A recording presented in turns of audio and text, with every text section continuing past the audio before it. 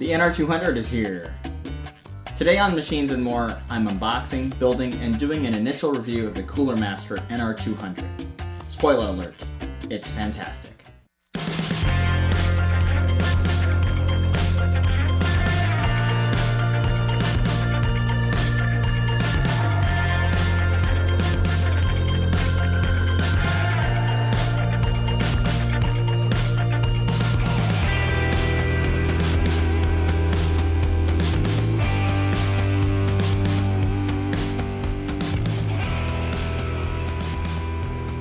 Welcome back to Machines and More. I'll actually be doing a lot of videos on this case, so please stay tuned for more content. But today let's start by unboxing the NR200 and take a look inside. The NR200 is the new mini-ITX case from Cooler Master. It comes in an option of black or white, measures in at 18 liters in size, and sports a very workspace-friendly footprint.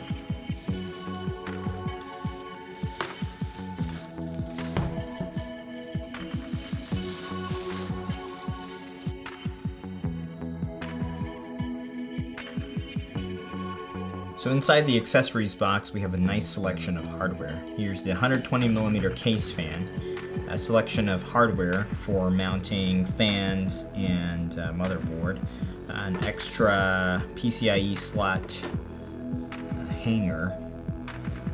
This is a nice touch. This is a spare grill. So if you're going to add another case fan, which is probably a good idea, you could have two matching grills, a selection of zip ties, really nice touch.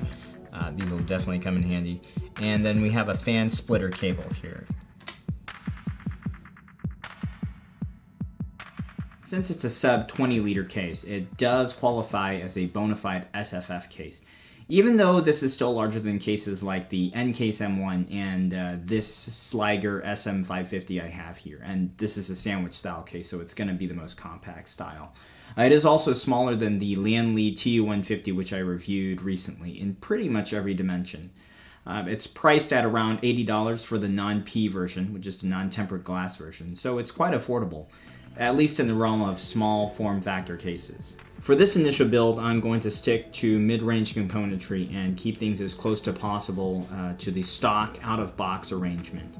So I'll do this NR200 build with 8-core, 16-thread AMD Ryzen 7 3700X mounted on a Gigabyte X570 Aorus mini-ITX motherboard. For the GPU, I'll stick to what I think is the sweet spot right now for 1080p gaming, which is the 1660 Super. This is a Zotact Super Amp Edition. And 32 gigs of Corsair Vengeance LPX DDR4 RAM will round out this build, although I think 16 gigs will be plenty for most people using it as a gaming machine. Since drive mounting seems to be a really well thought out feature of the case, I'm going to test it out with two Samsung 860 EVO SSDs. Cooling for this initial test will be done with the Noctua U12A, which I'll keep in the push-pull dual fan orientation with the NF-A12s. I'll use both case fans and won't add any extra ones for this initial build. Power for this build will be supplied with the EVGA 550 SFX power supply. And since the case is a closed opaque panel, I'll stick to the stock cables instead of using extensions. Now all the panels are toolless except for the one at the bottom, which needs to have a screw removed before it becomes a toolless panel. So this is shaping up to be a pretty simple and painless build. So let's go ahead and dive right in.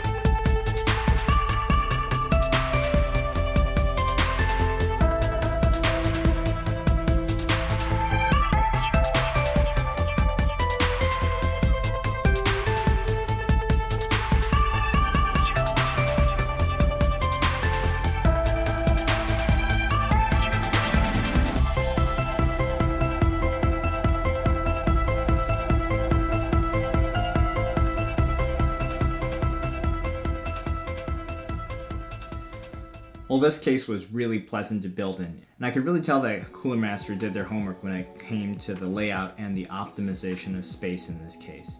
And I'll reserve my numerical ratings until I've had a chance to thoroughly test thermals and discuss how to optimize cooling in this case. So over the next couple weeks, I'll be comparing air cooling to water cooling, fan configuration, and different cooling options in this case to demonstrate the best way to cool your components. However, this is already shaping up to be one heck of a powerhouse. First off, a couple of build tips. You might remember my original plan was to use the 92mm fan in the exhaust position at the back, but that plan quickly went south when the U12A wouldn't fit with the two fans hitting each other. So I had a choice of either removing the second NFA12 or the 92mm fan.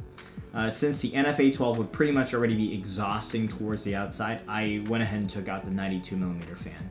We'll test out just what the efficacy is like with the cooler with just one fan and that exhaust at the back.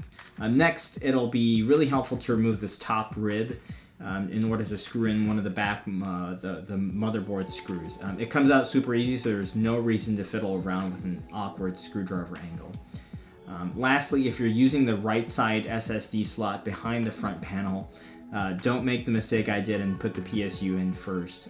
I realized too late that it would have been a good idea to install the drive first, and thus I could only get 3 screws in. It's tight and safe, but would have been nice to know from the get-go. For the initial evaluation, I'll start from the material and build quality perspective. The case is constructed out of steel and it's sturdy. It's not fancy, but it feels solid. The paint appears to be evenly applied and there aren't any areas missing paint. Panel alignment is good.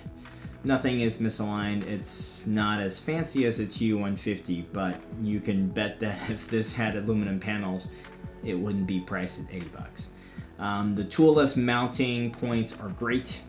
And it seems like it would be really tight, at least I thought it would be, but it's actually quite easy to pop out, but it's still secure.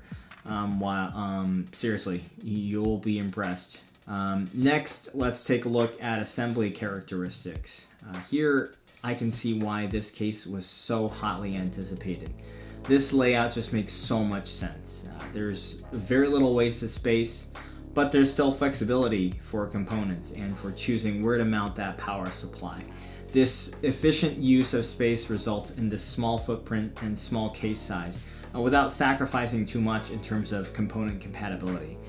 The case was quick to build in, and since the layout is smart, there wasn't ever any area that I felt impossibly cramped without a way out, despite the small footprint of the case.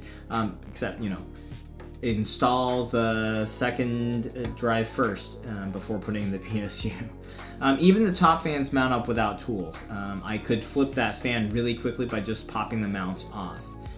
In terms of component compatibility, the NR200 supports GPUs up to 330mm long and up to 3 slot cards at the bottom. So that covers most of the popular GPUs on the market.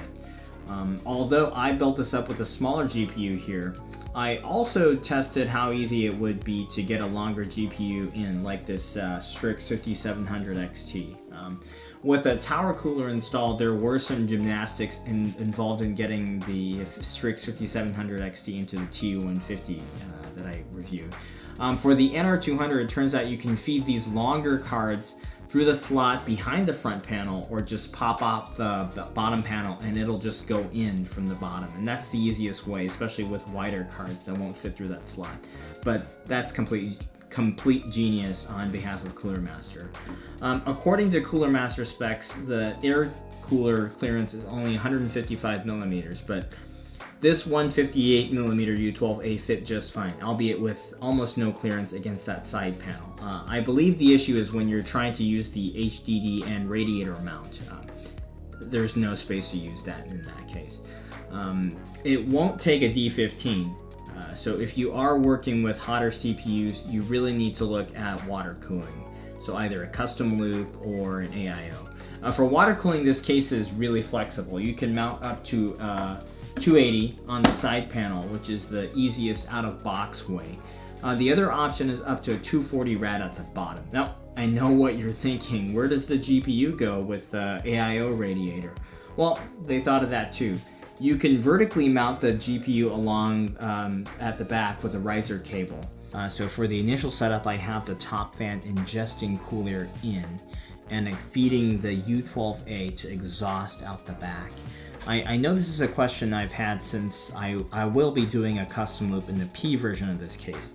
I measured it. There's 75 millimeters between that top PCIe slot, so size your radiator and fan combos accordingly. You can use an ultra-thin radiator or slim fans. The most challenging aspect of a custom loop is probably going to be pump res mounting, so stay tuned for a future custom loop video. In this case, SFX or SFXL power supplies will work. You just change where that bracket hooks in if you need to. In terms of drive support, you could install up to 2 3.5 inch or 3 2.5 inch drives, or a combo of 2 2.5 inch drives and 1 3.5 inch drive. Now, keep in mind that 3.5 inch drive at the side panel is not an option with a taller cooler like this. In other words, even content creators with large storage demands are covered here. Front I/O options are decent, with 2 USB 3.2 Gen 1 USB-A ports and a 3.5mm combo audio and mic jack. A USB-C header would have been nice for those motherboards that have a USB-C header, but considering that even the higher-end Aorus X570 ITX didn't even have one, this omission is likely a reasonable compromise between cost and usability. When it comes to thermals, CPU thermals from my initial testing showed that the cooling layout is quite competent. The 3700X at stock in a Blender render and multiple Cinebench runs and rendering in DaVinci Resolve never got over 43 degrees Celsius over ambient.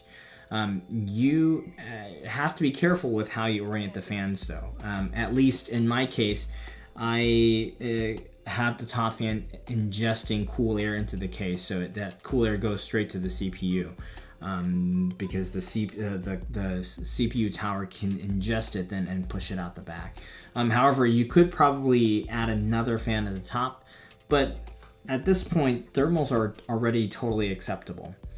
This GPU heatsink orientation is a bit more SFF friendly, since fans would at least push hot air out of the case in one direction, as opposed to the fans dumping all the hot air back in the case from both sides on a perpendicular type of heatsink. Now, this prevents the CPU tower from taking in too much hot GPU air.